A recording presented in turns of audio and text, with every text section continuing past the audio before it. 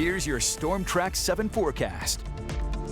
Good afternoon, I'm Storm Track 7 meteorologist Joshua Franson, and it's a bit of a warmer day for today. Temperatures already in the mid-70s are going to continue to warm up, but later on during the day we'll see a cold front move on through, and that will change some things. So first we'll start with the wind direction, as the winds usually shift when that cold front moves on through. So we'll see them shift out of the northeast and become a little bit more breezy at about 5 to 15 miles an hour. And after these move on through, well, it's going to remain that way for quite a bit. And that'll keep tomorrow also a little bit cooler. But in terms of your sky conditions, remaining partly cloudy for now with a little bit of that sunshine filtering through the clouds to keep warming us up.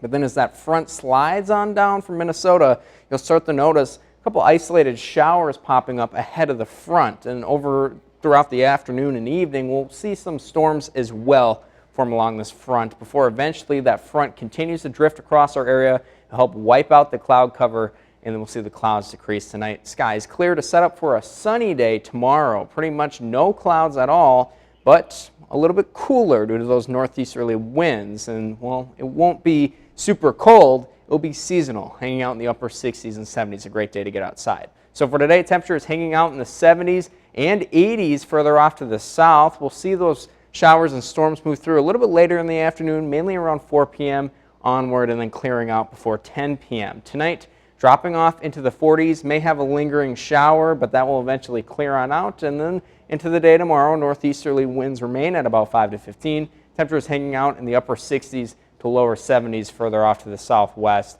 Sunny skies, very nice outside. Now, one of the reasons why our weather has been fairly dry and fairly nice is because high pressure is sitting over our area. We'll start to see that break down as we head into the future. High pressure will begin to dominate out west, and that will generate a lot of heat. So as we head into the weekend, we'll see the 80s return, especially on Saturday and Sunday. And then as we go a little bit further into next week and we start looking ahead, we'll see that high pressure begin to slide a little bit our way as low pressure out west forms and pushes it towards us. That keeps us dry for the start of next week, but eventually that low pressure will swing by our area, and that will cause the potential for some more widespread rain chances across at least our coverage area. But also notice temperatures going up quite a bit into the weekend.